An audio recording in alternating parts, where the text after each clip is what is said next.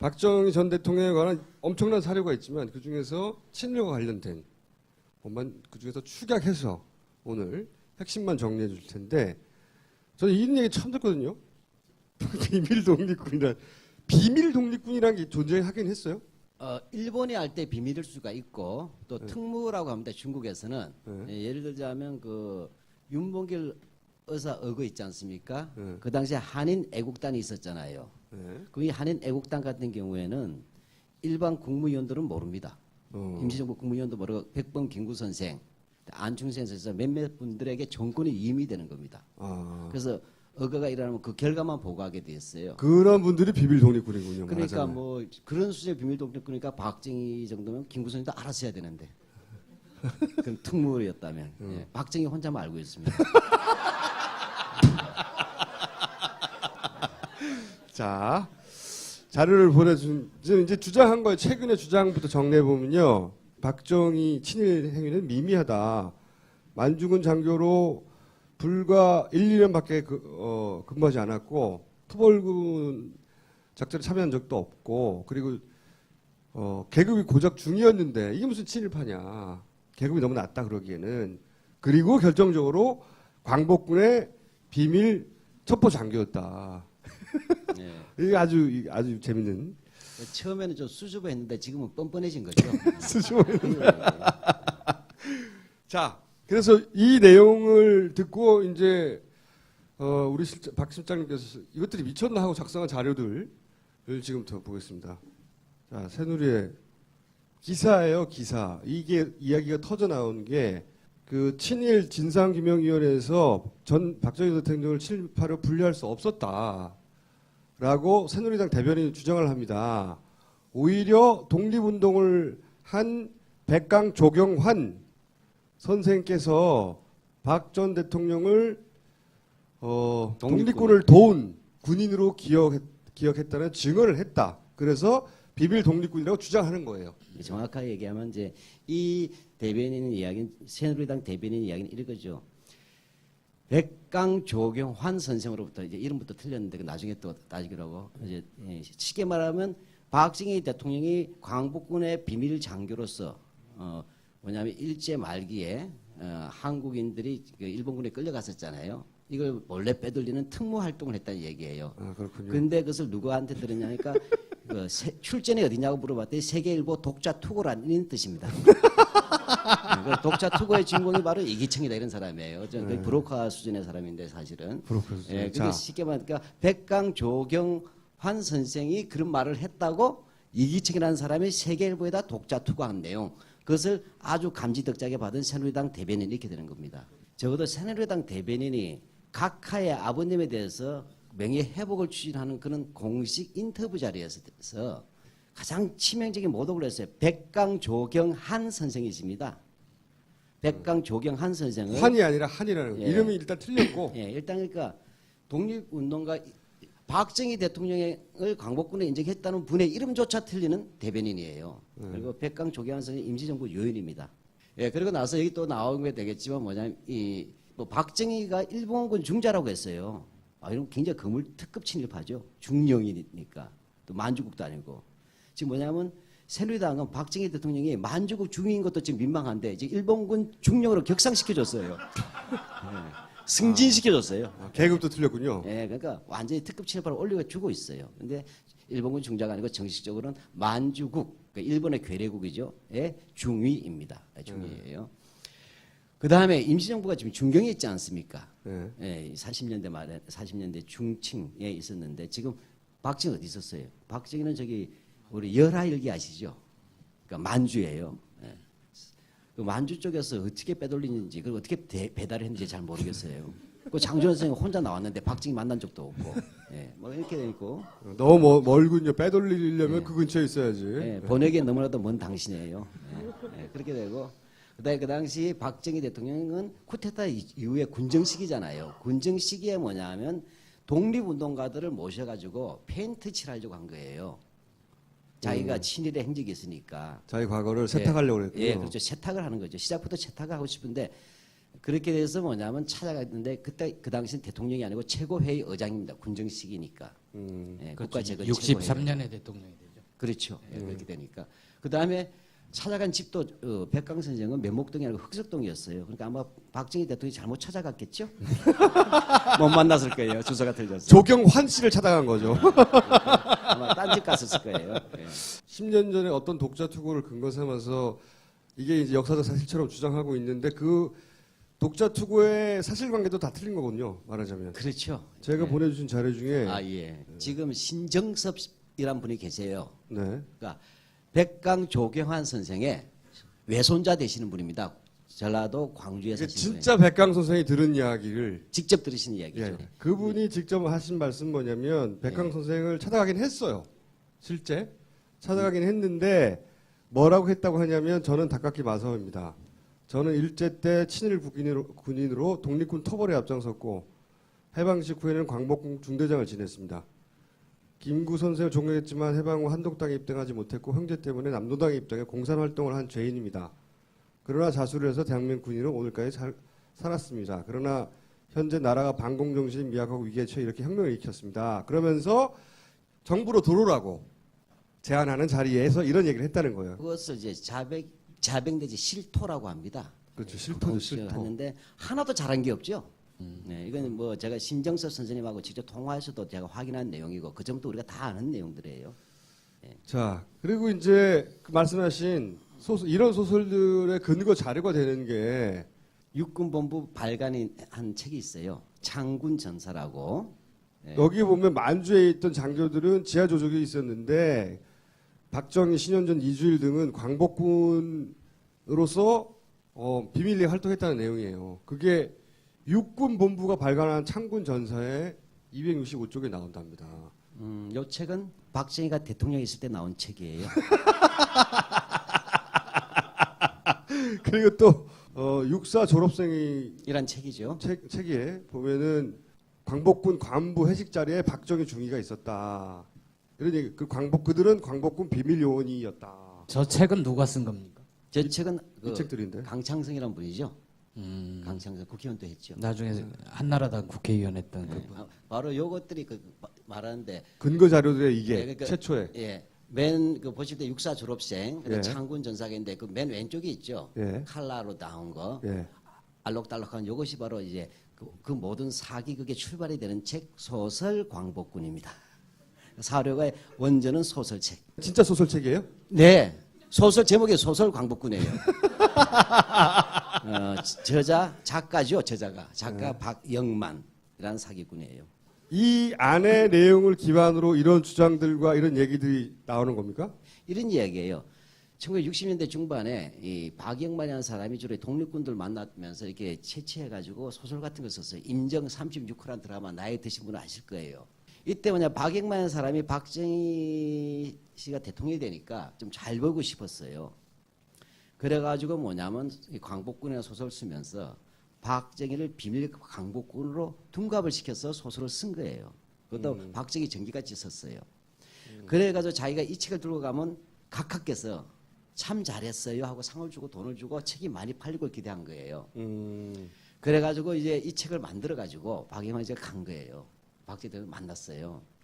그랬더니 근데 만날 때 바로 대통령 만날 수 없잖아요. 네. 그 당시에 박창암이라는 분이 있어요. 박창암. 이 사람은 만주국 간도특설대 출신입니다.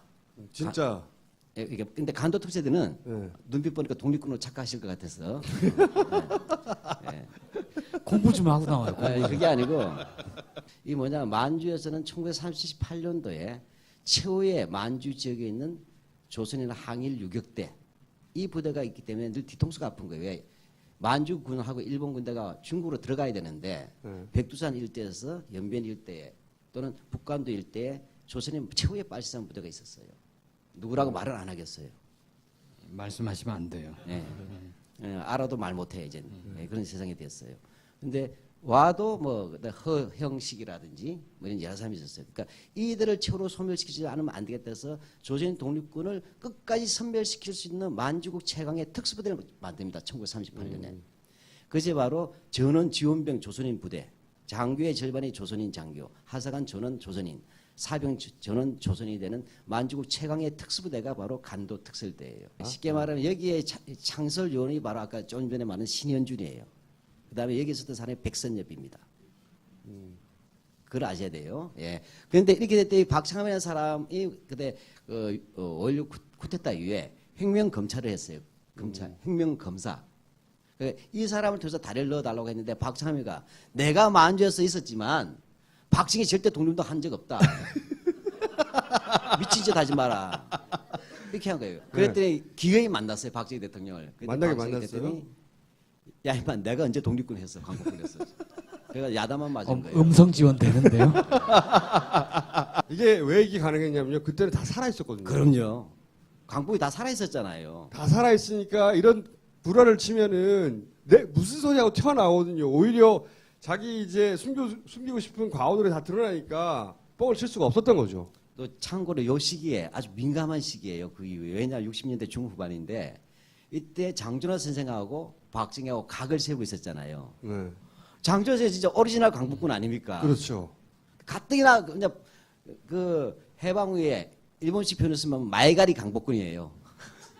짜가. 예. 예. 이렇게 그러니까 눈이 시퍼렇게 살아있는데 장준하 선생이 네. 그러니까 박정희로서는 자기도 그랬으면 좋겠지만 아니잖아요. 예. 김일성도 항일했다는데 박정희가 내놓을 게 없잖아요. 말도 안 되는 소설을 써대니까 박 실장님 나온 거 아니에요.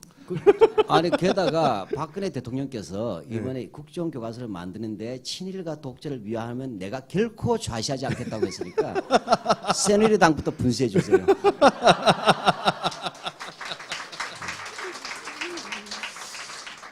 자, 이건 뭡니까? 이거는 또 오뎅이 나오면 덴뿌라가 따라 나온다 그랬잖아요. 덴뿌라 얘기예요. 그러니까 지난번부터 유행어로 미는 것 같아. 지금 뭐냐 아까 박영만의 그 이야기가 나오니까 소설 광복군. 또 다른 사람이 네. 바로 1년 뒤에 1년 그러니까 뒤에. 이에 박정희 전기를 공식적으로 썼어요. 그러니까 여기 보시면 노란 색칠만 한번 읽어봐 주실래요? 어떻게 묘사되어 있는가? 그의 지난날의 꿈이었던 항일과 반공의 높은 뜻을 이룩할 날이 온 것이다. 그가 지휘하는 부대는 점차 의병화로 표변. 그는 해가 뜨고 날이 저무는 가운데 황량한 대륙의 벌판에서 토벌 지역의 은신에 있는 애국지사를 규합하여 반공, 항일, 광복의 지하 공작에 앞장섰다. 소설책을 능가하죠. 이건 또 정기 유인전에 이게 대학 그때 도서관에 막 보급되고 그랬어요. 광복군을 의병화해가지고 이끌었다는 거 아닙니까, 박정희? 지금 이제 박정희 전 대통령이 만주국 장교로 있을 때 자기 부하들이 중국에 있는데 이게 조선 항일 독립 의병으로 둔갑시킨 거예요. 네, 그래서 만주군이 의병으로 전환되는 놀라운 역사적 쾌거를 그랬다고. 이런 그 소설책의 일부군요. 이런 이게. 적은 우리나라 광복군에서 없는 일이에요, 전혀. 이런 정도의 쾌거가 어떻게 가능하겠어요? 그 중국인들을 이끌고 그 우리 대한 독립을 위해 싸우게 만든 예. 놀라운 예, 근데 이거 정확하게 얘기하면 저것이 맞게 만드는데 거꾸로 됐어요. 정확하게 1945년 8월 17일까지 박정희는 이른바 항일 세력을 토벌하러 다녔어요. 근데 해방이 됐는데 몰랐어요. 산속에 있었으니까. 그래서 8월 17일 날 자기가 데리고 있던 중국군 부하들이 있었을 거예요. 만주국이니까 중국인들 아니에요. 중국인 부하들이 의병이 돼가지고 박정희를 무장 해제시켰어요. 그래서 박정희가 무기 다 뺏기고 그랬구나. 예, 고향 가라 니는 이렇게 된 거예요. 그러니까 정확하게는 박정희의 부하가 의병이 된 건 맞는데 박정희는 쫓겨났다. 이게 정답이에요. 그렇구나. 예, 바로 이 책에 이게 전기. 예, 박목구라는 사람이 요 있었는데, 책에 요 문구가 나오는 겁니다. 예. 86페이지에. 이게 뭐죠, 그럼?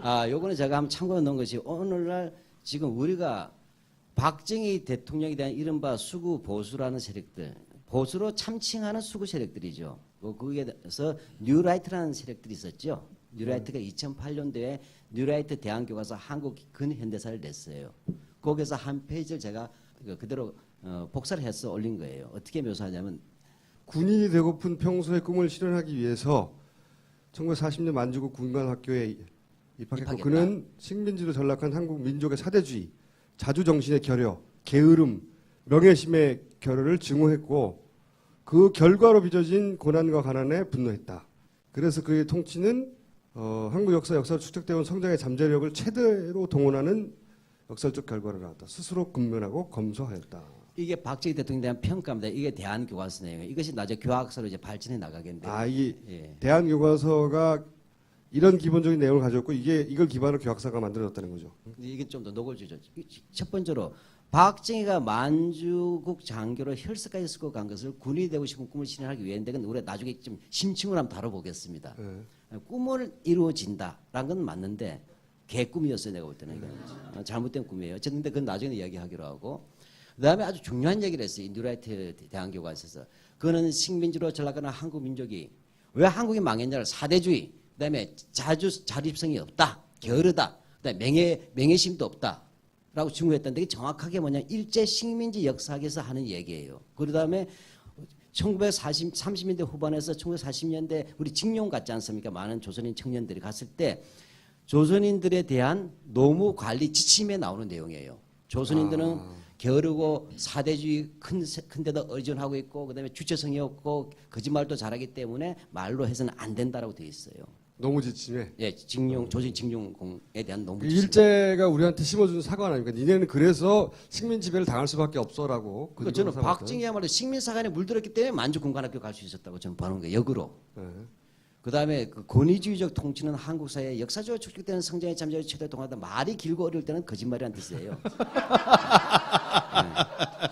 그런 거예요. 막 복잡하게 말할 때는 쉽게 말하게 말해야 돼요. 이거 무슨냐? 독재가 뭐죠? 한국인들의 발전시켰다. 예, 발전시켰다. 독재에 의한 경제 독재라고 하지만 그것이 한국 성장의 밑거름이 됐다예요. 그러니까 경제 성장을 위해서는 독재가 불가피했다는 얘기예요. 그래서 유신도 불가피하다. 그다음에 마지막으로 스스로 근면하고 검소했다는데 제가 알기로는 시작은 막걸리지만 끝은 씨바시리 갈 양주였어요. 그렇게 이해하시면 돼요. 자, 그리고 이것도 보내주셨더라고요. 한겨레 거니까 그, 아시겠죠? 예, 박근혜 전 대통령이 한겨레하고 인터뷰한 거예요. 직접 그 친일과 관련해서 발언한 인터뷰예요, 이게. 거기 보면 이런 말이 나옵니다. 나라를 빼앗긴 상태에서 저런 직업을 가진 사람들이 다 친일을 한 거냐. 그런 식으로 다 해집어 놓으면 나라가 어떻게 되겠냐. 다 해집어 놓으면 나라가 어떻게 되겠냐. 이렇게. 이 인식인 거예요, 지금. 근데 연구소 같은 게 해집은 적이 없어요. 본인들이 자꾸 아니라고 하니까 자꾸 우리가 끄집어 나오게 되잖아요. 그런데 실제로 이러하다는 겁니다. 이제 보여주신 자료가 국가와 혁명과 나라와는 예. 박정희 전 대통령이 직접 쓴 책의 내용입니다. 예, 이거는 좀 한자가 있으니까 예. 그 책에 대한 설명이 조금 필요할 것 같았어요. 예, 한번 예, 우리가 박정희 대통령이 직접 쓴 책은 거의 없습니다. 그런데 1963년이면 바로 대통령 출마 직전이죠. 이때 본인이 낸 책이에요. 제목이 국가와 혁명과 나 이렇게 됩니다. 레닌의 책은 국가와 혁명인데 박정희는 내가 빠지면 안 되니까 국가와 혁명과 나 이렇게 되는데 따라서 그래서 내가 어떤 국정에 대한 철학을 가지고 있냐를 썼는데 그 이후에도 박정희 대통령 면에 나온 책은 많지만 이것이 거의 직접 썼을 거라고 봅니다. 왜냐하면 맞춤법이 개판이고 일제식 표현이기 때문에 앞뒤가 문장도 안 맞고 그래서 좀 진솔하게 썼다 봐요. 근데 이 책에서 보면 놀라운 거예요. 저는 뭐냐면 박정희 대통령이 갖는 역사 인식이란 게 아주 간단히 일제시대 때 일본 군국주의 파시즘과 식민사관이라는 부분에 그대로 판박이라는 걸 보여주는 거예요. 대한민국 대통령 출마할 때도 뭐냐면 우리나라 뭐냐 무사 빈곤의 나라가 무사 안일주의와 악순환과 분절과 당파 싸움만 일컬어져 왔다고 얘기하지 않습니까? 그러면서 이때까지 한 번도 국가당 국가가 없었다는 거예요. 그야말로 자학사관의 극치 중의 극치입니다. 그러면서 또 이런 내용도 있습니다. 우리나라 이러했는데 본인은 일본의 메이지 유신을 모범으로 삼고 메이지 유신이라는 게 명치 유신이라는 게 이게 아시아의 기적이다. 그래서 우리는 혁명을 할 때 이 메이지 유신을 참고해야 된다. 뭐 이런 식의 내용들. 박정희 그 당시 그 한일 협정 같은 거 하기 위해서 또 자기 쿠데타 인정받기 위해서 일본을 방문합니다. 미국 가는 길에 갔을 때 일본 사람들 앞에서 한 얘기예요. 우리 5.16 쿠데타는 자기는 5.16 혁명이라고 했겠죠. 우리 혁명은 바로 내가 어릴 때 배웠던 일본의 메이지 유신을 본뜬 거다. 그래서 뭐냐면 내가 오늘 한 것은 메이지 유신을 성공시킨 청년지사와 같은 의욕과 사명을 품고 했다라고 그분들은 모범으로 삼았다는 것은 이때 메이지의 최고의 지도자는 누구예요? 이토 히로부미입니다. 이해가세요? 독립국가의 대통령이 일본 가가지고 내가 제일 존경하는 것이 메이지 혁명이고 그 메이지 혁명의 지사들을 모범으로 삼고 존경한다 할 때 그것이 이토 히로부미는 우리 한반도 침략의 주범이잖아요. 이것이 기본 역사 인식이란 거예요. 그 밑에 거는 책이에요. 아까 국가혁명과 나. 요게 내용이고 이건 한 말이군요. 예, 네. 반복되는 것이니까 완전히 자기 철학화됐다고 얘기하는 거죠. 이게 이제 이 책에 나오는 겁니다. 네. 국가혁명과 나. 그 국가혁명과 나에 보면 오늘날 독일이 부강하게 된 것은 비스마르크나 히틀러와 같은 위대한 지도자가 있었기 때문에 그랬어요. 그래서 우리나라도 그런 강력한 지도자가 필요하다. 지도자의 능력이. 이미 히틀러는 일제시대 때 나의 투쟁이라는 책을 이광수가 보급했었어요. 그래서 저기에 나가 들어간 거. 네, 제 생각에도 그랬어요. 내가 그 말 하려고 그랬는데 내가 그 말에서 유식해 보이려고 막 기다리고 있었는데 찬스를 뺏겼어. 그랬었어요.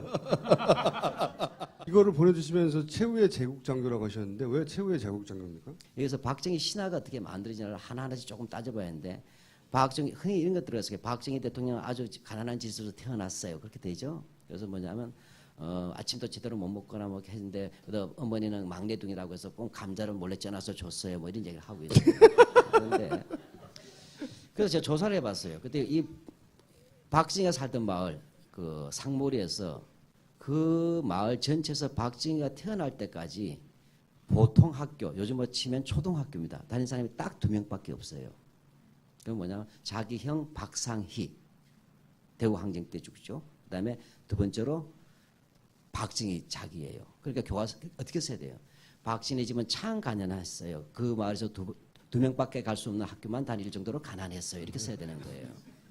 학교를 다닐 만큼 가난했어요. 다 가난했는데. 하여튼 그다음에 대구 이제 사범학교를 다녔어요. 대구 사범학교가 굉장히 중요합니다. 사범학교를 다녔는데 여기서 중요한 이유는 거기서 다 성적이 시원찮았어요. 성적이 좋았으면 제가 분명히 박정희 기념관을 여러 번 갔는데 단 한 번도 대구 사범학교 시절 성적표를 공개 안 해요. 대비예요. 박정희. 그런데 딱 하나가 A 플러스가 있었어요. 그게 교련이에요. 교련. 예. 이걸 조갑재 씨는 뭐라고 얘기하냐면 박정희 대통령이 이 대구 사범학교 시절에 성적이 나빴던 것은 민족 차별에 대한 불만, 제도 교육에 대한 불만, 꼭 정교조 선생을 좋아하는 학생처럼. 예. 예. 그에 있어서 나빴으리라 보는데 좀 말도 안 된다 본다. 그냥 공부 못한 거예요. 그 또 하나 문제는 뭐냐면 다 못했는데 교련만 A 플러스예요. 교련 군사 교련이죠. 현역 중령이 교육안으로 와 있어요. 그러면 이게 중요한 거예요. 지금 무슨 얘기냐면 1930년대 전반기에 학생 운동 있지 않습니까? 학생들의 중요한 구호 중에 스트라이크 동명 휴교할 때 구호 중에 하나가 학교의 병령화 반대예요. 교련 철폐였어요. 모두가 교련 철폐 운동하는데 박정희만 교련 A 플러스 받은 거야. 이게 대구 사범학교의 진실이에요. 예, 그리고 나서 그래서 교관 아리카와 게이 이치라는 사람을 만납니다. 현역 중령이에요. 일본군 중령. 이 만난 게 대구 사람이 중요합니다. 그러고 나서는 이 학교 성적이 시원찮았지만 교사는 되었어요. 그래서 대구 사범학교를 마치고 나서 뭐냐면 1937년도에 문경 서부 공립 보통학교 훈도가 됩니다. 교사가 되죠. 초등학교 교사가 되었어요. 왜냐하면 사범학교를 마치면 2년 동안 의무적으로 교사를 하게 돼 있어요. 이게 굉장히 중요합니다. 박정희가 왜 일본 혈서 쓰고 가느냐에서 중요한 내용이 되기 때문에 그래서 이 37년도 4월부터 훈도가 되었는데 그러면 의무적으로 2년을 공부해야 되잖아요. 그러면 37년 1년 그죠? 그때는 3월 1일이 개학이 아니고 4월 달이 개학이에요. 한 달 뒤에요. 그러니까 그럼 38년 4월, 39년 4월이 되면 2년 옵션이 이제 끝나는 거예요. 자, 그런데 뭐냐면 박정희 대통령이 바로 38년도에 바로 이 만주 군관학교에 입시 원서를 낸 거예요. 수험 원서를. 요거는 1차가 아니고 중요한 얘기를 하는 거예요. 지금 박정희가 교사 부임 1년 차에는 그냥 있었고 그다음에 38년도 그죠? 4월 달에 원서를 낸 거예요. 만주 군관학교에. 원서를 냈는데 떨어졌어요. 그래서 뭐냐면 재수를 하는 겁니다. 교사를 하면서. 그래서 38년도에 1차 지원했다 서류 전형에서 떨어졌고 그다음에 39년에 또 내야 되는데 결정적인 게 뭐냐면 만주 군관학교 자격 조건이 있어요. 지금 자격 조건이 뭐냐면 16세부터 19세예요. 나이가. 결혼하면 안 돼요. 박정희 이미 결혼했었잖아요. 유경수 여사 말고 냈어요. 그래서 서울에서 떨어진 거예요. 그래서 뭐냐 그다음에 박정희가 고민을 한다는 거예요. 박정희 전기를 보면. 그러니까 38년도 3월 달에 원서 접수를 하거든요. 근데 39년도에 또 재수해서 내렸는데 또 서류에서 보나마나 떨어질 거 아니에요. 그래서 이제 동료 교사한테 의논을 했다는 거예요. 유중선이라는 교사한테 했더니 혈서 한번 써보는 게 어때? 라고 했다는 거예요. 그래서 혈서하고 입학 원서를 지원 원서죠. 수험 지원 원서하고 편지하고 여러 가지 보냈던 것이 3월 달에 보냈는데 39년 3월 때 보냈는데 그것이 39년 3월 31일자 만주에 있는 일본인 신문인 만주신문에 저렇게 보도가 되었다는 얘기예요. 혈서를 보냈다고. 예, 그래서 여러분 혹시부터 지역 신문에도 저만큼 나와본 적 있어요? 신문 기사에 단독으로? 단독으로 1단, 2단, 3단, 4단 합쳐서 나온 거예요. 그 다음 페이지에 그걸 묶어봤어요. 예, 이렇게 됩니다. 예. 자, 그래서 이걸 제가 조금 번역만 되어 있지만 내막은 이렇게 됩니다. 그 외우다시피 하니까.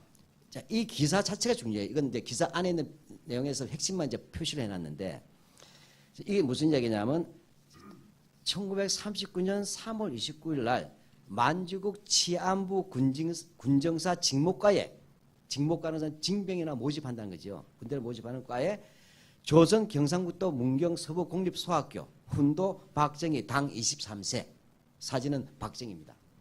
네, 박정희가 왔는데 아주 열렬한 군관 지원 편지하고 호적 등본하고 교령 검정 합격 증명서 A+, 그렇죠? 하고 그 다음에 혈서를 등기로 보내서 담당자를 감격시켰다 하고 그 다음에 그 편지에 근데 혈서의 내용은 뭐냐? 일사보국이에요. 일사복은 요즘 말로 멸사봉공 이런 뜻이에요.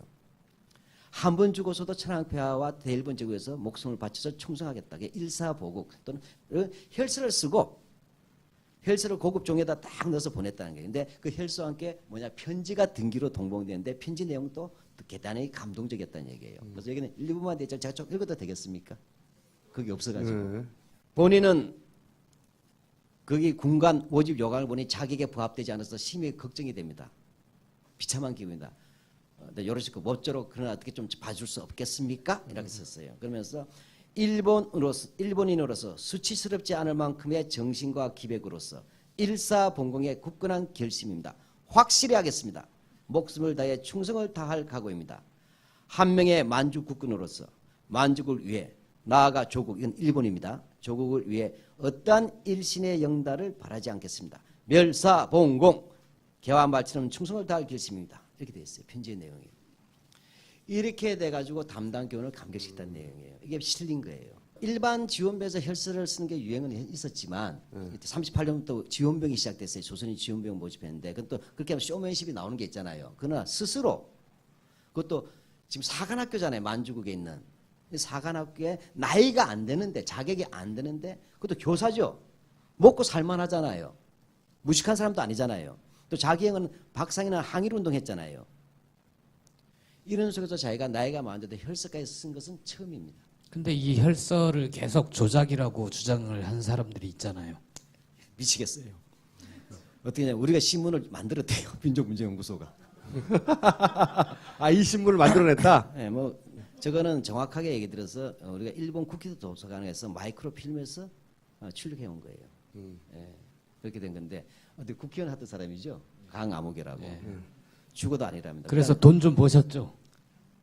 그렇게 표현하시면 안 되고 우리 시민단체인데.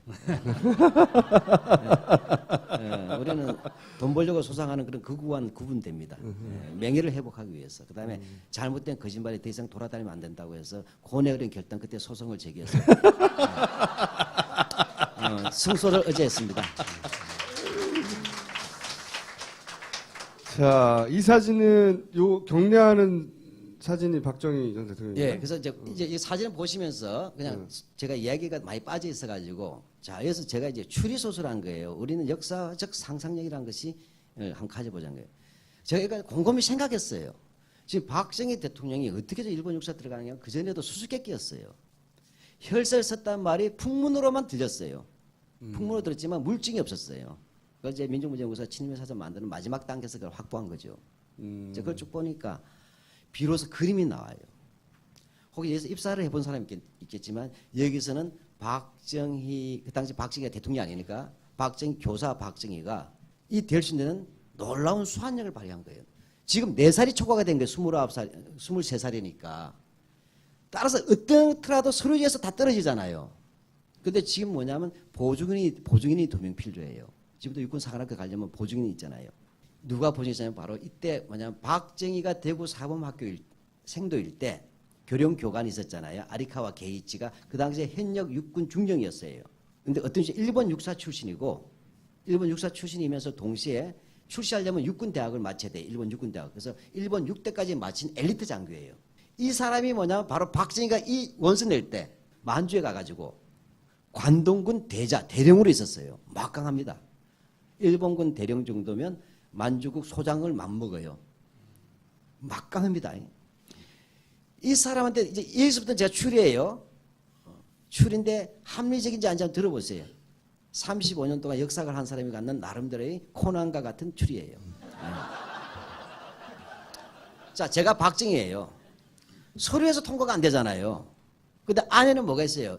내가 어떤 기업체, 회사 입사를 하려는데 안에는 뭐냐면 이사님이나 누가 있어. 면접관으로 들어오신대. 그럼 나 보나마나 만점 주겠대. 근데 꼭 서류에서 안 될 때 있죠. 그 면접관, 그 친척 면접관이 뭐라고 합니까? 어떻게 하든 서류만 통과시켜와. 그렇게 되죠. 서류 때문에 안 되잖아요. 저는 이렇게 보는 거예요. 혈서를 쓸 때 그냥 단순히 동료 유중선에 대한 교사 때의 충고로 쓴 것이 아니고 박진희 아리과 게이츠하고 계속 편지를 했어요. 왜? 할 수밖에 없는 게 신원보증이 있어야 되잖아요. 그런데 현역 일본군 대령처럼 막강한 게 어디 있습니까? 그래서 신원보증이 되어주는 걸로 보는 겁니다. 또 하나가 시험 감독관으로 놔주고는 강제호예요. 그렇게 하니까 제 생각에는 이건 소설이에요. 이런 말을 자르면 안 돼요. 예. 예. 저 떨고 있어요. 요즘 박근혜 대통령 때문에. 연구소 찍어가지고. 예. 그러면 뭐냐면 어떻게든 소리만 통과시할 때 저는 이렇게 봐요. 상식적으로 지금 구급 공무원이 만주국 그 병사처 쉽게 말하면 병사계잖아요. 병사계 구급 공무원인데 편지가 얼마나 원서가 많이 들어왔겠어요. 전국 만주 곳곳에서 다 읽다가 혈서 쓰고 편지 썼더니 구급 공무원이 감동해가지고 기자를 불렀어. 기자회견했어요. 말이 됩니까? 아우 짜증나. 왜 이렇게 많아 양이 이렇게 넘어갑니다. 저는 이렇게 보는 거예요. 즉 박군 복구새끼 박정희라는 뜻이에요. 일본식 발언으로. 자네 지금 서류가 안 되니까 내가 어떻게 힘써 봄새 일단 혈서를 하고 이렇게 해서 4개 내면서 나한테 연락하게 이렇게 했을 것 같아요. 편지도 쓰고. 왜? 그리고 나서 현역 대령이니까 그 병사기 직원한테 혹시 조선에서 박진환 친구가 편지 오거든 나한테 연락해라. 이렇게 했을 거란 거죠. 제 생각에는. 그래서 기자가 온 거라 저는 보는 거예요. 그래서 그럴 법합니다. 예. 예. 그래서 박정희가 그렇게 해서 1939년 10월 달에 교사임에도 만주의 북만주의 목단강에 있는 제6군강구에 가서 시험을 봅니다. 목단강 군강구에서. 시험을 보는데 어떻게 보냐면 여러분들 시험 쳐봐서 알죠? 다 앉아 있어야 되잖아요. 근데 박정희만 안 들어온 거예요. 그다음 나중에 뭐냐면 시험 감독관하고 같이 들어온 거예요. 놀랍게도 박정희는 시험 감독관 커피 먹고 들어온 거예요. 여러분 그럴 수 있나요? 그러다 복구새끼 자네 여기 앉게 해서 자리까지 시정해 줬다는 거 아닙니까? 그렇게 해서 시험을 보고 특별 시험까지 보고서 그때 시험 감독관이 강재호라는 사람이 대구 쪽 고향 선배예요. 그래서 붙고 나서 그 다음에 15동으로 입학해요. 15동 입학해가지고 그 다음에 만주 군관학교라고 붙은 군데가 신경에 있어서 신경 제2기입니다. 제2기로 입학해가지고 2년 동안 코스를 맞춰서 바로 이 사진이 바로 졸업 사진이군요. 예, 총 4년인데 2년이 예과예요. 나머지 2년이 본과예요. 그러니까 1, 2학년 과정이 예과인데 예과에서 아주 우수한 성적을 얻었어요. 그래서 5명이 우등생이 됩니다. 일본인 2명, 네, 만주에 있는 중국인 2명, 그다음에 박정희도 이제 포함해서 박정희도 만주인이 돼서 이렇게 해서 총 5명이 포함되고 이 5명이 바로 예과 졸업생에서 성적 우수자로서 일본 만주국 최후의 황제 푸이 있죠. 푸이 황제로부터 금딱지 시계, 금장 시계를 받는 사진이에요. 그런데 지금까지는 맨 앞에 있는 사람이 박정희로 보여요. 그렇죠? 왜냐 뒤에 있는 사람까지 다 포함해서 5명이잖아요. 근데 지금 확정할 수는 없어요. 근데 다 키가 비슷해가지고 5명이. 하여튼간 이 5명 중에 1명이 박정희입니다. 예, 그 사진. 꼭 경례하는 사람이 아닐 수도 있다. 예. 예. 알겠습니다. 이 사진은 오른쪽 끝에가 박정희. 예, 요거는 바로 이렇게 되죠. 여기에서 이 예과를 졸업하는데 성적 우수자잖아요.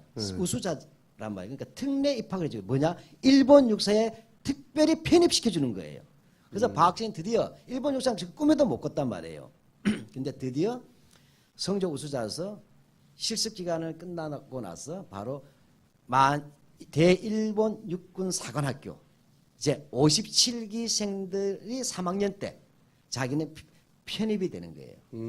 그래서 바로 일본 육사생도로서 이제 3학년 아니면 4학년이 됐겠죠. 본과 생도로서 찍은 사진이에요. 그리고 그런데 그렇게 한 것은 인간문화재급이다라고 해설하셨는데 그건 왜 그렇습니까? 예, 박정희 대통령께서는 고작해야 1945년 8월 달에 중이 됐다. 일제가 패전할 때. 중이면 사실 말단 장교 아니냐. 그까지 말단 장교를 왜 굳이 친일인명사에 넣느냐. 니들은 혹시 각하를 음해하기 위해서 의도적으로 중위 소위 이상을 기준으로 한 것이 아니냐 얘기하는 것이에요. 그래서 내가 직접 뽑아봤어요. 표로. 즉 일제시대 1910년부터 1945년까지 일본 육군사관학교를 졸업해서 소위로 인간된 숫자 그다음에 만주 군관학교, 만주 사관학교에서 소위로 인간된 조선인 숫자를 찾아본 거예요. 그랬더니 뭐냐면 이 1910년부터 45년까지 일본 육군 사관학교 입학한 사람이 87명밖에 안 됩니다. 조선인이. 35년 동안에. 예, 그러니까 연평균 몇 명이겠어요? 2명 좀 넘네요.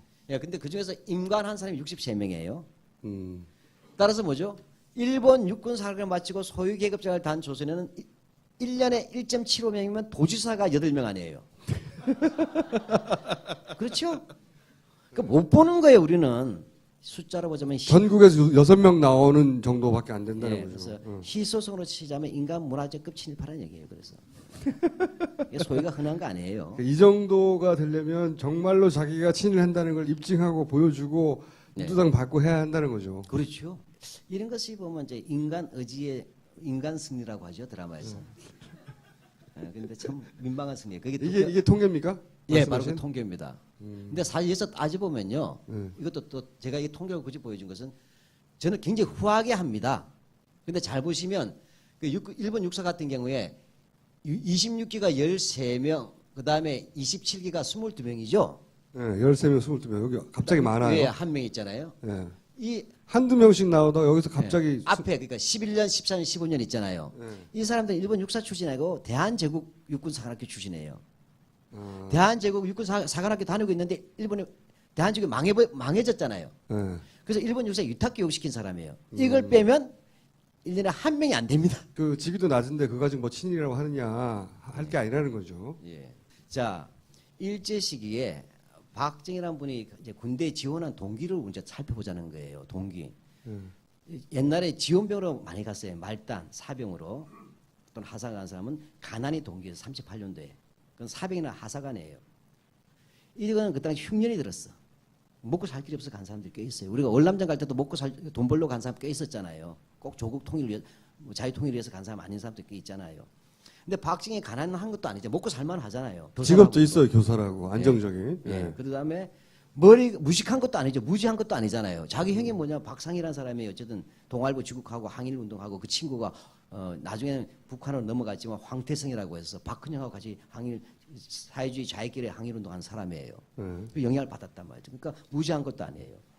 가난도 무지도 아니에요. 그럼 유일한 출세가 동기잖아요. 그렇죠? 그러다가 더 큰 문제는 이 박정희에 가는 건 혈서까지 쓰면서 가는데 그게 직업군인이에요. 직업군인이죠. 직업군인은 뭐냐면 군인으로서 출세하겠다니까 승진해야 되는 거죠. 근데 지금은 전쟁 중이죠. 전쟁 중에 승진하려면 전공을 세워야 돼요. 근데 전공을 세우려면 만주에 가서 전공을 세울 때 그 상대가 누굽니까? 조선의 항일 독립군이고 알고 갔기 때문에 확신범인 거예요. 이거는 그렇게 되죠. 그러니까 싸울 대상이 자기가 군인이 되면 일본의 장교가 돼서 직업 군인이 되면 거기서 그 독립군과 싸워야 될 거 알고 갔다는 거죠 처음부터. 그러니까 확신범이죠. 어쩌다 보니 일본군 이런 거 아니란 거예요. 그러고 나서 뭐죠? 박정희가 중입받게 되지 않았다고 하는데 저는 정확하게 박정희가 중입받게 되지 않았던 이유는 그가 일제에 대한 충성심이 약한 것이 아니라 그가 출세하기에 너무 일본이 일찍 망했을 뿐이에요. 좀 늦게 배팅한 거예요. 그렇잖아요. 사실 이걸 자꾸 저는 친일 군이라고 이야기 안 맞아요. 박정희 하여튼 그 당시 만주국 중위 닭깎이 마사오 중위는 그 태양 잘 모르시지만 열하일기 있죠. 박쥐 열하일기. 그 지역에서 활동을 했어요. 박지원의 열하일기. 예, 그 북경 화북에서 예. 만주 사이에 왔다 갔다 하면서 예, 가면서 이쪽에 있는 이제 항일 유격대들을 이제 이른바 자기는 이제 토벌하는. 하러 간 거죠. 그러다가 소련군이 쳐들어왔잖아요. 예. 8월 9일 날 참전하잖아요. 그러니까 이 부대가 북쪽으로 올라갑니다. 그래서 북쪽 올라가요. 반백산 쪽으로. 왜냐하면 중국으로 쳐들어간 것보다 이제 더 급해진 게 소련군을 막아야 되니까. 그래서 올라가다가 반백산이라는 곳에서 뭐냐면 8월 17일 날 자기가 무장 해제 당하는 거예요. 그때까지만 하더라도 끝까지 어떻게 했어요? 몰랐다는 거죠. 일본군으로 또는 만주 싸웠잖아요. 그래서 저는 뭐냐면 박정희는 해방을 맞이한 게 아니라 패전을 맞이한 최후의 제국 장교예요. 레저스탕스 입장에서 독일군 장교를 뭐라고 부릅니까? 적국 장교 아닙니까? 그 대한민국 임시정부는 만주국과 일본에서 선전포고했죠. 선전포고한 나라의 장교예요. 그렇게 되지 않습니까? 이게 명백한 겁니다. 네. 이게 뭡니까? 만주 군지. 이런 문제예요. 뭐냐면 여기서 잠깐 아까 여기 안 나올 것 같은데 박정희 그는 비밀력 강복권이 전혀 근거는 없는 거예요. 근거가 없는 것은 아니에요. 실오라기는 있었어요. 실오라기. 그것은 뭐냐면 이 만주국 제8단에 근무했어요. 박정희는. 예. 만주국 제8단. 근데 대통령 아니니까 그냥 박정희는 합니다. 예. 그래도 굳이 친일파 박정희는 이렇게 앞에 수식은 안 붙이겠어요. 공정한 겁니다. 그죠? 는 뭐냐 만주국 제8단에서 쉽게 말하면 있었는데 거기에 누가 있었냐면 그 8단에면 연대 규모예요. 연대. 왜냐 일본은 만주국을 세워놓고도 믿지 않아서 사단을 안 줍니다. 사단을. 그래서 최고지휘가 연대장이에요. 연대에 박정희는 뭘로 있었냐면 을종부관 겸 기수로 있었어요. 부대 깃발 지키는 사람 있죠. 요즘 깃발 드는 게 좀 창피할지 몰라도 그때 기수는 군기잖아요. 군대 깃발은 가장 명예로운 걸 드는 거예요. 그럼 이 을종부관이자 부대 기수라는 것을 알아둬야 될 이유는 이들이 뭐냐 쉽게 연대장 옆에 부관으로 있었기 때문에 전투에 참여하지 않은 착한 사람이었다는 얘기예요. 온순한. 근데 그게 아니고 을종부관은 작전 참모예요. 가장 중요한 거예요. 연대에 따로 작전처가 없어요. 만주국에는. 그래서 연대장 부관들 가운데 역할을 나눠주는데 그래서 을종부관은 바로 작전을 짜가지고 명령을 하달하는 겁니다. 어떻게 광복군을 때려잡을지 작전을 짜는 사람이었던 거죠. 그렇죠.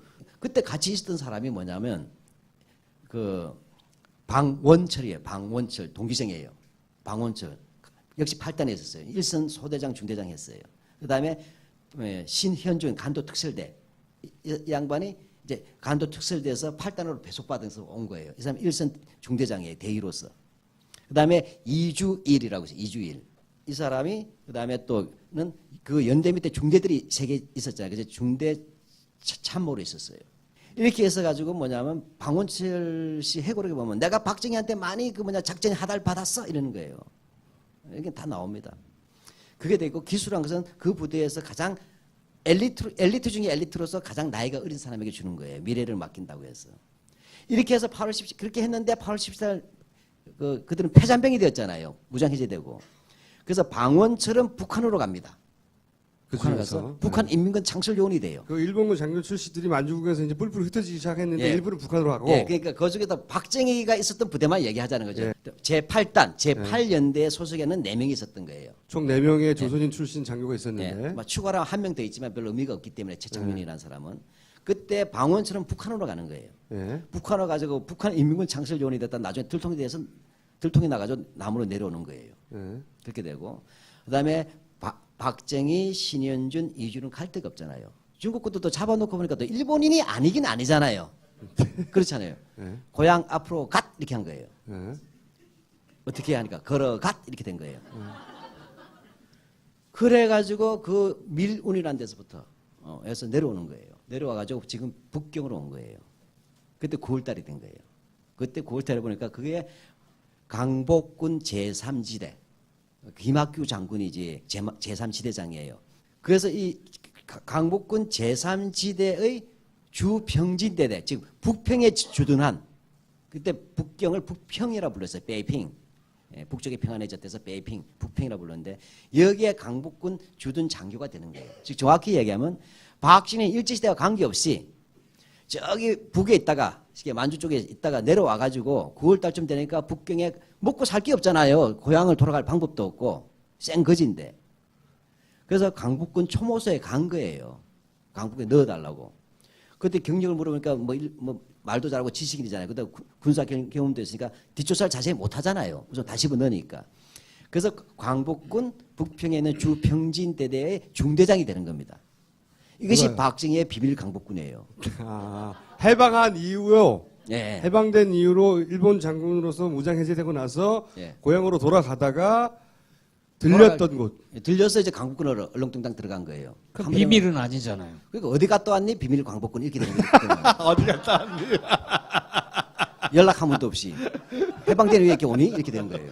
그건 알겠고요. 예. 근데 이런 사람들이 오늘날 어떻게 역사 왜곡을 하는가를 좀 보여주기 위해서 사실 된 거예요. 예. 5.16 쿠데타의 주력은 만주군 출신들이에요. 그렇잖아요. 정일권도 국무총리 했잖아요. 박정희 때 그죠? 김석범은 간도 특설대 요원이에요. 이 분들이 뭐냐면 일본에서 일본인으로서 만주국 장교나 만주국 군인으로 있었던 사람들이 있었을 거 아니에요. 그죠? 만주에. 이들이 80살이 되고 다 죽을 때 돼가지고 책을 두꺼운 걸 냈어요. 자기들 회고록으로서 만주 국군이라서 두꺼운 책을 이만한 걸 냈어요. 활자로 그 됐더니 내용이군요, 이게. 아니 그걸 내니까 예. 우리도 가만히 있을 수 있느냐. 조용히 살아야 될 사람들이. 그래서 김석범, 정일권 이런 사람들이 만주군 출신들을 모아가지고 얇게 타자본으로 한 80페이지짜리 만주 국군지라는 걸 만들어낸 것의 표지 밑에 있는 머릿말이에요. 유서 깊은 만주에서 그거 맞긴 맞아요. 유서는 깊죠. 근데 독립정신과 민족의식을 함양한 게 아니죠. 한국 시민이 되고 그죠? 일본의 개가 되었잖아요. 무예를 연마한 건 맞지만 누구를 위해서 독립군을 때려잡기 위해서 무예를 연마한 거 아니에요. 이걸 마치 이걸 딱 다 빼고 보면 무슨 뭐냐면 김자진 장군 부하가 쓴 것 같죠? 홍범도 장군이나 이런 그- 것을 뻔뻔하게 쓰는 거예요. 표지하고. 이 책입니까, 이게? 예. 예. 이런 책을 써서 기록을 남겼다는 거예요. 그러니까 기가 막힌 일이 바로 86년도가 나온 책이에요. 한국에서 제가 만약에 친일을 했던 사람들이 당사자 자체가 반성이 없는 정도가 아니라 지금 뭐냐면 지가 독립군으로 정신 착란을 일으키고 있는 거예요. 저런 게 올바른 역사관 아닌가요? 그러니까 그래서 그 국정교과서는 저는 일종의 역사의 정신 착란증이라고 보는데 저게 바로 이제 박근혜 씨가 볼 때는 또는 누군가가 볼 때는 김부정 씨가 볼 때는 올바른 역사관이라고 말할 수 있겠죠. 올바르다고 쓰고 우리는 해석할 때 미쳤구나 이렇게 소아 파시즘이라고 이제 표현하시면서 제가 이건 1930년대의 일본 파시즘을 박정희는 그대로 했다. 일본 장교로 있으면서 일본 식민지로 있으면서 일본에서 배운 것들, 특히 그 일본의 군국주의에서 배운 것들을 고스란히 우리나라에 이식하였다라고 이제 자료를 보내주셨더라고요. 그걸 소아 파시즘이라고 이제 부르셨고. 네, 그 내용을 조금 저는 그러니까 10월 유신 같은 체제 있지 않습니까? 10월 유신 같은 경우에는 일본의 메이지 유신을 모방했지만 내용은 뭐냐면 1930년대 박정희가 영어로 하면 오리엔테이션 된 군국주의 시대, 소화 시대의 파시즘, 우리가 흔히 말해서 군부 파시즘이라고 그러잖아요. 또는 천황제 파시즘. 그때 그는 대구 사범학 교사하고 학생했고 교사까지 했죠. 교사를 했다는 것은 뭐냐면 제국의 이데올로기를 머리끝에서부터 발끝까지 다 알고 아이들에게 지저분하게 쪼잔하게 다 시킬 줄 아는 사람이에요. 그렇죠? 경수첩 들고. 그다음에 일본 장교까지 됐죠. 제국의 꽃이 됐잖아요. 뼛속까지 일본 파시스트였다는 얘기예요. 그래서 앞에 페이지 다시 한번 들어가 보실래요? 굉장히 중요한 거예요. 이게 63년 나온 책인데 아까 말씀하신 그 비스마르크 히틀러 얘기가 여기는 위에 말 보십시오. 혁명은 강력해야 된다. 법 이외의 강력한 체제와 힘의 발동도 불가피한 것이다. 여기서 국민이 참아야 돼. 이해갑니까? 네. 이것은 국민제의가 이해하고 협조하는 마음으로 참아야 하는 것이네요. 주먹을 맞더라도 가만히 있으라는 거예요. 저는 뭐냐 그래서 5.16 쿠데타는 이미 이때부터 10월 유신 같은 파시즘이 잉태되었다. 그래서 저는 뭐냐면 4.19 이후에 원래 우리가 시민사회가 나와야 되잖아요. 그렇잖아요. 이제 자유롭게 말. 근데 뭐죠? 이런 박정희의 힘과 지도자의 철학, 그다음에 폭력, 그다음에 파시즘 체제 나오면서 뭐냐? 저는 5.16 쿠데타가 일어남으로써 뭐냐? 4.19 이후에 피어나려고 하던 시민사회가 태아학살되었다는 겁니다. 그래서 우리는 90년대 와의 시민사회가 다시 열리는 거예요. 이런 거를 얼마나 지연시키는가 박정희가 이런 겁니다. 그래서 이제 보내주신 내용은 대부분 박정희가 박정희 전 때는 이제 대통령이죠. 대통령이 했던 활동이나 또 만들었던 제도나 혹은 학교에 시행했던 것이나 뭐 하여튼 거의 대부분 일본의 30년대를 모방해서 정신도 그렇고 제도도 그렇고 그랬다는 것이고 그렇죠. 새마을운동은 농촌진흥운동을 거의 모방한 것이다. 그렇죠. 예. 보면 이게 뭐죠? 이게 보면 총화, 약진, 방공, 방첩 이런 말이 있잖아요. 근데 이게 만주에서도 안전과학을 본뜬 겁니다. 거의 사진 보면 거의 똑같아요. 아, 만주에서는 독립군이 많이 있잖아요. 예. 그 요시화 시키잖아요, 마을을. 아, 그 앞에 이렇게 하는 거. 이게 새마을 모범 불학이에요. 1972년 10월 유신이라는 게 일어나죠. 근데 잘 보시면 이게 1971년 12월 달, 그러니까 10개월 전입니다.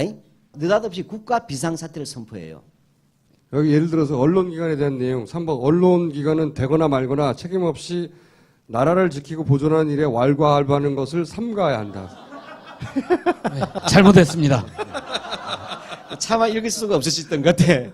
예, 근데 여기 보면 2번도 있어요. 나라를 지키고 보존하면서 스스로의 허점이 되는 사회 불안은 용서할 수 없으며 받아주지도 않으려니와 이 같은 불안의 씨를 없앤다.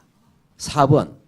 박정희 대통령이 꿈꾼 국민들이에요. 이게 올바른 투철한 국가관과 민족의식의 함량이 어떤 내용인가. 모든 국민은 나라를 지키는 일에 스스로의 책임을 다하는 것은 물론 자진해서 정성과 열심을 바쳐야 된다. 완전 황국시민 얘기잖아요. 모든 국민은 나라를 지키고 보존하는 일이 무엇보다 중요하고 급한 것을 새롭게 깨달아야 돼. 그냥 깨달으면 안 돼. 또 새롭게. 6번이 무슨 6번 이미 유신을 예고하고 있어요. 만일 사태가 더욱 나빠졌을 때는 우리가 오늘날 누리고 있는 우리의 자유 가운데 어떤 것들은 이를 뒤로 미루어서 그러니까 우리 자유를 뒤로 미루고 지금 이걸 지켜내야 된다. 나라를 지켜내야 된다. 이런 얘기입니다. 그러면서 이제 그림도 재밌잖아요. 이렇게 불평불만이 많았어요. 언론인이나 경제인이나 국민들 떠들지 말라는 겁니다. 말씀하신 교련을 예. 다시 살려냈고. 예, 일제시대 때 교련이 있었잖아요. 예. 그러고 나서는 없어집니다. 그래서 해방이 됐다가 그 이승만 정권 때 학도 호국단이라는 게 부활돼요. 학도 호국단. 이게 히틀러 유겐트, 히틀러 청년제를 부활한 건데 이걸 안호상이라는 초대 교육부 장관이 한데 이 사람이 히틀러 주의자였어요. 그러다 4.19 때 없어집니다. 학도 호국단이. 그런데 그것이 박정희 때 다시 70년대 부활시켜요. 그러면서 뭐냐면 지금 같은 학생회장이 있잖아요. 학교 학생회장이 학도 호국대장으로서 계급은 연대장이 되는 겁니다. 우린 졸개고. 반상회도 마찬가지인가요? 요즘 또 다시 반상회 유행하죠. 신문에 안 나오던 반상회가 국정교과서 부활과 함께 신문에 보도가 됐어요. 반상회는 일제 시기에는 상회라고 불렀어요. 반상회니까. 반상회인데 구체적으로는 조선인들을 거는 애국을 해야 되는 반상회에서 애국반이라 불렀어요. 그래서 매달 15일이 반상회인데 통제하는 거죠. 이때 반상회 열리면 뭐냐면 이제 저축은 얼마나 했는가, 그다음에 쌀은 얼마나 했는가 다 체크하는 거예요. 반장이 무시무시한 거예요. 그래서 매달 15일은 반상회의 날이었어요. 일제시대 때는. 근데 박정희가 다시 뭐냐면 5.16 쿠데타에 70년대 반상회를 부활시키는 거예요. 근데 우리의 반상회는 25일이었어요. 왜 그랬을까요? 15일이 민방위 날이요. 예, 정확하십니다. 15일 민방위의 날에서 중복되니까. 그래서 그런데 뭐 말겠지만 오른쪽에 우리 애국반의 연상이 없도록 합시다 하고 그 밑에 거는 다 일제시대의 반상회 해보예요. 이거 일제시대 것이고. 예, 근데 이것은 박정희가 그 사범학교 일제시대 교사에 있었던 문경군의 70년대 반상회 해봅니다.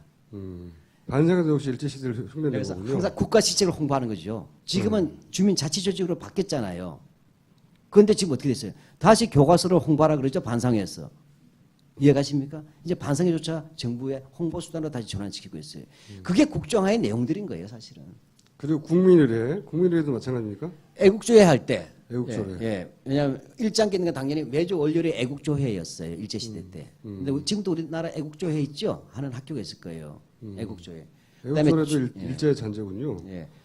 국민교육 헌장. 그 옆에는 교육치거라고 해서 일본 천황이 만들었다는 교육치거예요. 네. 이것을 본따서 1968년에 국민교육 헌장이 나오잖아요. 그래서 제가 1학년 때예요. 초등학교 1학년 때 운동장에서 이걸 외워야 됐어요. 근데 우리는 민족 중의 역사적 삶을 두고 있다는 데다 조상의 빛나는 오늘에 대해서 안으로 자주 독립의 자주 학력과 이것도 역시 일본 초당 직서 고대로 베낀 거군요. 일본의 교육치거를 본뜬 것이죠. 그다음 우리가 아는 앞에 빠졌지만 우리가 국기에 대한 명세 나는 자랑스러운 태극기 앞에 역시 조국과 베낀 민족에 것이고. 이것은 일제 시기에 고고구 신민도 세이시 한국 신민 서사를 본뜬 거예요. 행적도 친일파지만 그 위에 한 일도 사실은 친일파 예. 봐야 된다는 거죠. 역사학도로서 가장 가슴 아픈 게 박정희 개인으로서도 불행하긴 합니다. 그렇죠? 예, 비극적 죽음 맞이했는데 이런 겁니다. 일제 시기에 그가 친을 했더라도 해방 이후에 반성을 했고 새롭게 태어났으면 누가 뭐라고 하겠어요. 근데 뭐죠? 그는 오히려 뭐냐면 어렵게 얘기하면 first socialization 최초의 사회가 일본 군부 파시즘으로 물들어 버린 겁니다. 그가 배운 것은 교사 시절에 군국주의 교육, 한국 시민 교육, 국가주의 교육, 그다음에 일본 군인으로서 그 군국주의를 배웠잖아요. 근데 그가 한때는 낙로당에 있었던 어쨌든 간에 나중에 5.16 쿠데타 이후에 그가 새로운 국가를 건설할 수 있을 때 그가 아는 내용은 일본 파시즘밖에 없었어요. 그렇게 해서 결과적으로 보면 국가혁명과 나에서부터 확인되잖아요. 내용적으로 확인되고 그것이 마침내 유신, 치월 유신으로 이루어지면서 한국 사회의 총체적 후진성이 만들어진 거예요. 이렇게 됐던 것을 그나마 우리가 민주화 운동을 통해서 그나마 상식의 채로 오는 과정이 어떤 느닷없이 국정교과서와 함께 유신 시대 40년 전으로 KTX 타고 돌아가는 이 비극이 생겨버린 거예요. 이런 역사의 광란들에서 국정교과서는 검증이냐 국정 문제는 아니에요. 이미 검증제도도 다 파괴시켜버렸어요. 이 부분에서 이건 한국 민주주의의 마지막 숨결이 끊어지냐 안 끊어지냐라는 문제예요. 네, 그래서 이 국정 문제에 많이 관심 가져주시고 특히 민족문제연구소 지금 찍혔어요. 찍힐만 하죠. 근데 한 번만 찍혔으면 됐을 텐데 세 번 찍혀가지고. 네. 어떤 일을 겪고 계십니까? 그래서 요새. 요즘 전화가 좀 찌직거려요 오늘부터. 근데 뭐 그야 뭐 알 수 없으니까. 그래서 저는 이건 내기가 예민한가 보다 이렇게 정리가 됐어요. 네, 근데 하여튼간에 저는 친이면 사전 만들어서 박정희 대통령 들어갔다고 지키고 그래서 그때 박근혜 대통령께서 역사가 심판할 것이라고 했어요.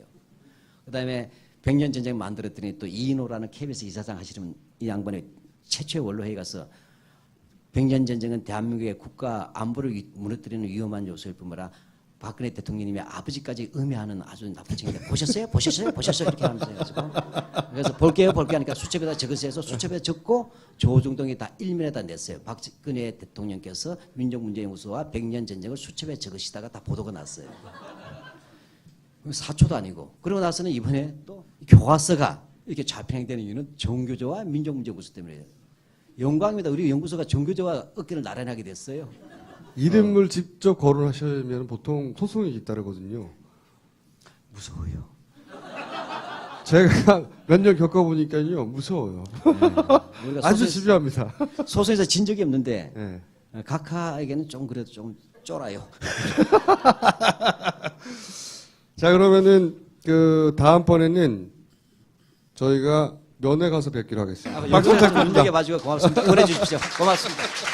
통화에서도 제가 확인한 내용이고 그 점도 우리가 다 아는 내용들이에요. 자, 그리고 이제 그 말씀하신 이런 소설들의 근거 자료가 되는 게 육군본부 발간이 한 책이 있어요. 창군 전사라고.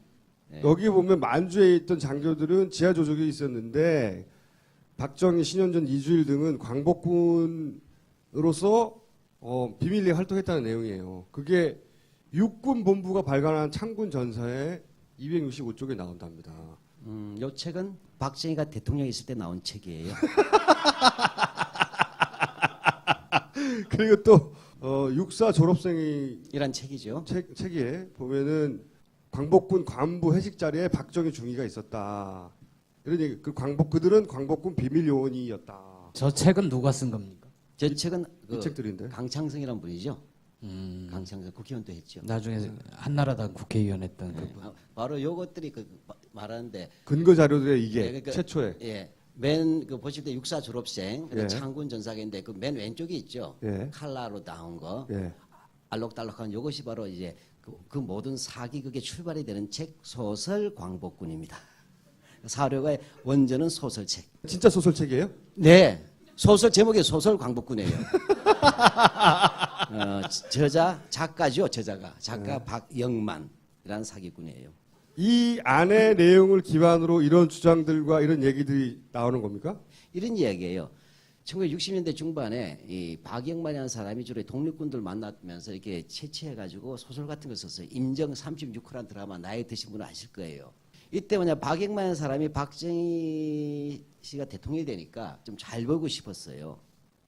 그래가지고 뭐냐면 이 광복군이라는 소설을 쓰면서 박정희를 비밀 광복군으로 둔갑을 시켜서 소설을 쓴 거예요. 그것도 박정희 전기같이 썼어요.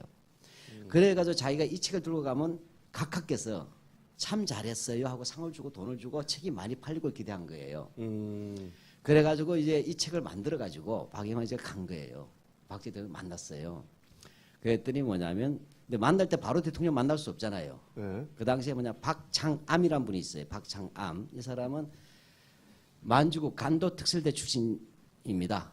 진짜. 이게 근데 간도 특설대는 네. 눈빛 보니까 독립군으로 착각하실 것 같아서 공부 좀 하고 나와요. 그게 아니고 이 뭐냐 만주에서는 1938년도에 최후의 만주 지역에 있는 조선이나 항일 유격대 이 부대가 있기 때문에 늘 뒤통수가 아픈 거예요. 왜?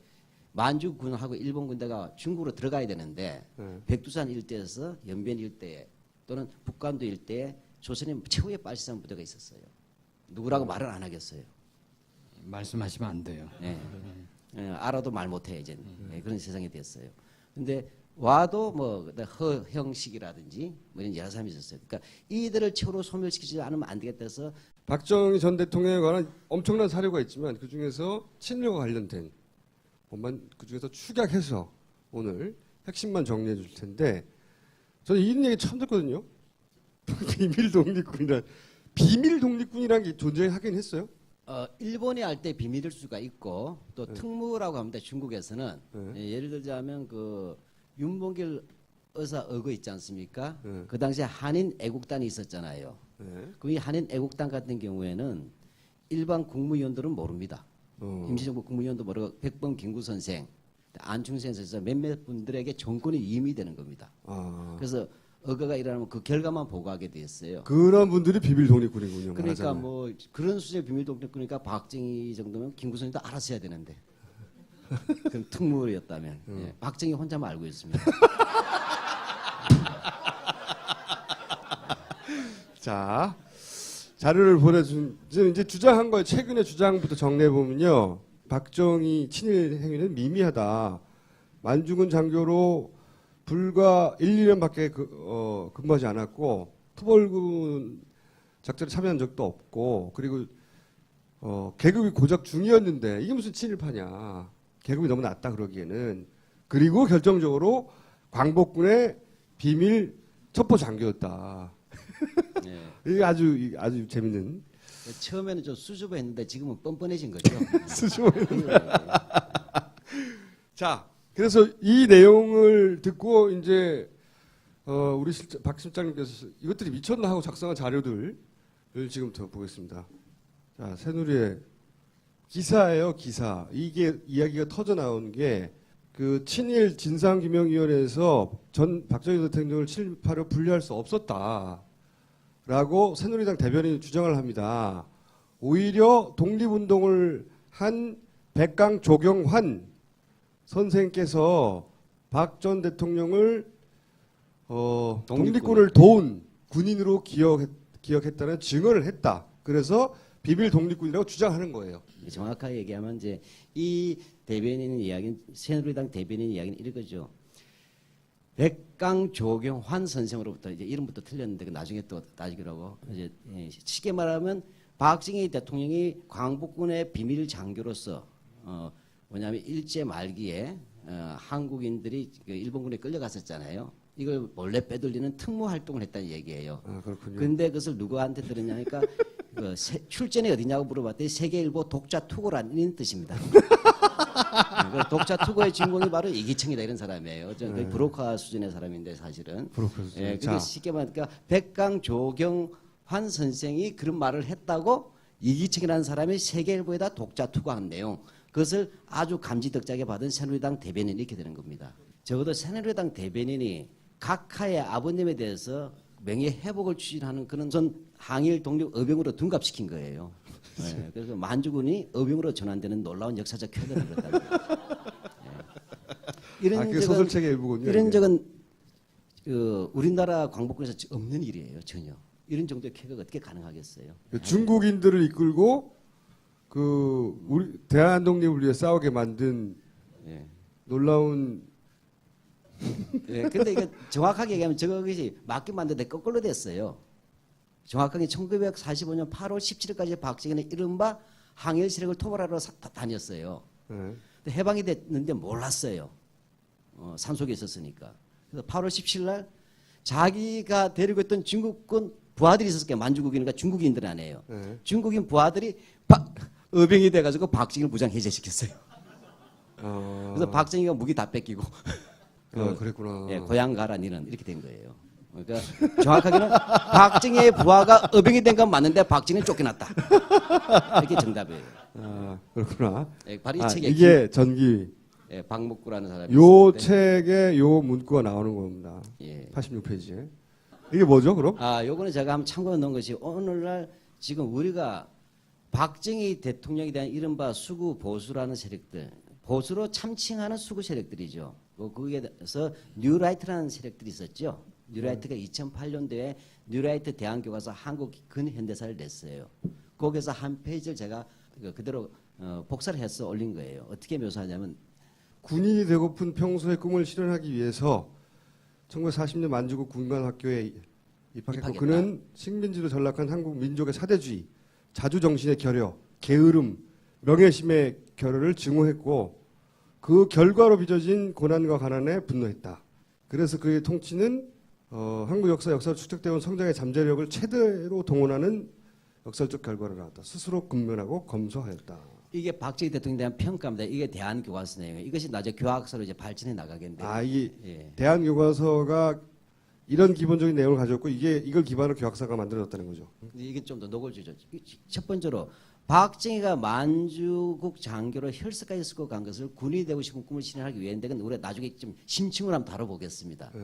꿈을 이루어진다라는 건 맞는데 개꿈이었어요. 내가 볼 때는 이건 잘못된 꿈이에요. 어쨌든 그건 나중에 이야기하기로 하고 그다음에 아주 중요한 얘기를 했어요. 이 뉴라이트 대한교과서에서 그거는 식민지로 전락하는 한국 민족이 왜 한국이 망했냐를 사대주의 그다음에 자립성이 없다, 게으르다, 그다음에 명예심도 없다.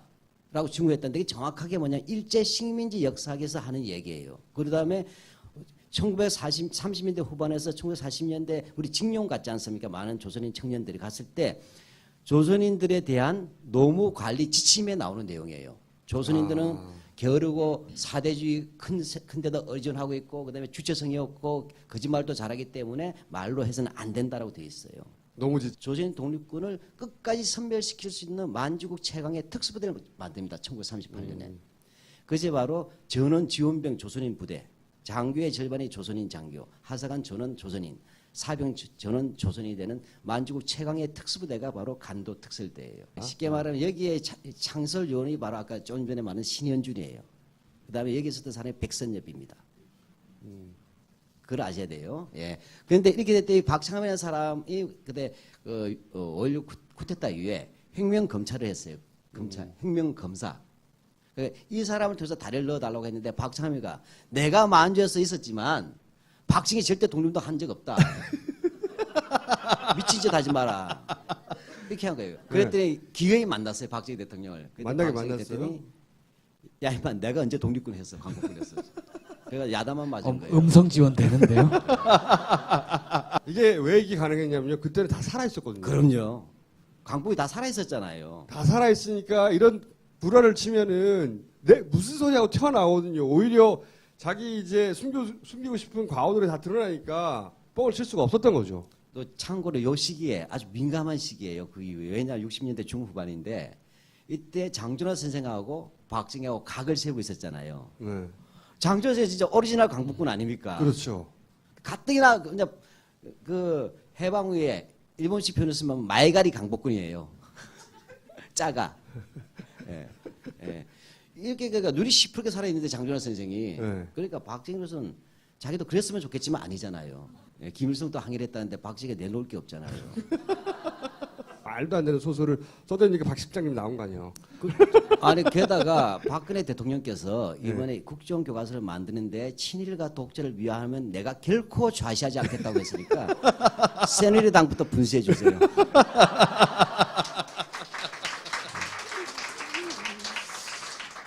자, 이건 뭡니까? 이거는 또 오뎅이 나오면 덴뿌라가 따라 나온다 그랬잖아요. 덴뿌라 얘기예요. 그러니까 지난번부터 유행어로 미는 것 같아요. 지금 뭐냐 아까 박영만의 그 이야기가 나오니까 소설 광복군. 또 다른 사람이 네. 바로 1년 뒤에 1년 그러니까 뒤에. 이에 박정희 전기를 공식적으로 썼어요. 그러니까 여기 보시면 노란색 칠만 한번 읽어봐 주실래요? 어떻게 묘사되어 있는가? 그의 지난날의 꿈이었던 항일과 반공의 높은 뜻을 이룩할 날이 온 것이다. 그가 지휘하는 부대는 점차 의병화로 표변. 그는 해가 뜨고 날이 저무는 가운데 황량한 대륙의 벌판에서 토벌 지역의 은신에 있는 애국지사를 규합하여 반공, 항일, 광복의 지하 공작에 앞장섰다. 소설책을 능가하죠. 이건 또 전기 위인전에 이게 대학 그때 도서관에 막 보급되고 그랬어요. 광복군을 의병화해가지고 이끌었다는 거 아닙니까, 박정희? 지금은 이제 박정희 전 대통령이 만주국 장교로 있을 때 자기 부하들이 중국에 있는데 이게 공식 인터뷰 자리에서 가장 치명적인 모독을 했어요. 백강조경한 선생이십니다. 백강조경한 선생은 환이 아니라 한이라는 거. 예. 이름이 일단 틀렸고 예, 일단 그러니까 독립운동가 박정희 대통령을 광복군에 인정했다는 분의 이름조차 틀리는 대변인이에요. 그리고 백강조경한 선생이 임시정부 요인입니다. 예, 그리고 나서 여기 또 나오게 되겠지만 뭐냐면 뭐 박정희가 일본군 중자라고 했어요.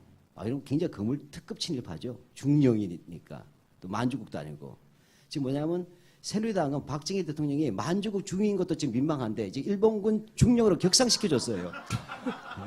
승진시켜줬어요. 계급도 틀렸군요. 예, 그러니까 완전히 특급 친일파를 올려주고 있어요. 근데 일본군 중자가 아니고 정식적으로는 만주국, 그러니까 일본의 괴뢰국이죠. 예, 중위입니다. 중위예요. 그 다음에 임시정부가 지금 중경에 있지 않습니까? 네. 예, 40년대 말에 40년대 중층에 있었는데 지금 박정희 어디 있었어요? 박정희는 저기 우리 열하일기 아시죠? 그러니까 만주예요. 예.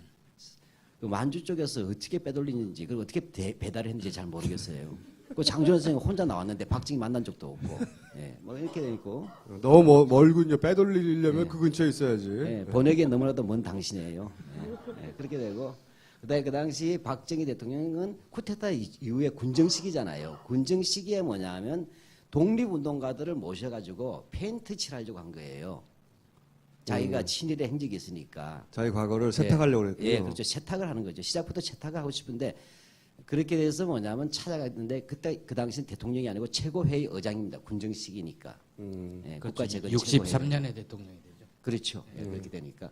그 다음에 찾아간 집도 백강 선생은 면목동이 아니고 흑석동이었어요. 그러니까 아마 박정희 대통령이 잘못 찾아갔겠죠? 못 만났을 거예요. 주소가 틀렸어요. 조경환 씨를 찾아간 거죠. 아마 딴 집 갔었을 거예요. 예. 10년 전에 어떤 독자 투고를 근거 삼아서 이게 이제 역사적 사실처럼 주장하고 있는데 그 독자 투고의 사실관계도 다 틀린 거군요. 말하자면. 그렇죠. 제가 예. 보내주신 자료 중에 예. 지금 신정섭이란 분이 계세요. 네. 그러니까 백강 조경환 선생의 외손자 되시는 분입니다. 전라도 광주에 이게 사시는 분이에요. 진짜 백강 선생이 들은 이야기를 직접 들으신 이야기죠. 예. 그분이 직접 하신 말씀 뭐냐면 백강 선생을 찾아가긴 했어요. 실제 찾아가긴 했는데 뭐라고 했다고 하냐면 저는 닭깎기 마사오입니다. 저는 일제 때 친일 군인으로 독립군 토벌에 앞장섰고 해방식 후에는 광복군 중대장을 지냈습니다. 김구 선생을 존경했지만 해방 후 한독당에 입당하지 못했고 형제 때문에 남노당에 입당해 공산활동을 한 죄인입니다. 그러나 자수를 해서 대한민국 군인으로 오늘까지 살았습니다. 그러나 현재 나라가 반공정신이 미약하고 위기에 처해 이렇게 혁명을 일으켰습니다. 그러면서 정부로 들어오라고 제안하는 자리에서 이런 얘기를 했다는 거예요. 그것을 이제 자백 내지 실토라고 합니다. 그렇죠. 실토죠, 실토. 하는데 하나도 잘한 게 없죠. 네, 이건 뭐 제가 신정섭 선생님하고 직접